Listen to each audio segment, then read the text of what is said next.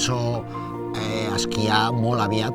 Vaig tindre la gran sort de poder estar en uns mundials i amb 17 anys ja estava als Jocs Olímpics. Just a la línia d'arribada es va aixecar un jutge cronometrador i va creuar la pista.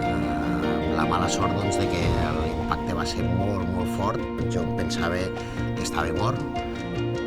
Quan tens un accident així i et quedes amb una cadira de rodes, sempre canvia una miqueta la vida, no? Jo lluito cada dia per tot, intento disfrutar cada moment de la meva vida de poro. Estem aquí amb aquesta vida una miqueta de passada. No ens en donem compte de que nosaltres mateixos podem aconseguir moltes coses o que el nostre cos pot respondre a moltes coses perquè no les provem.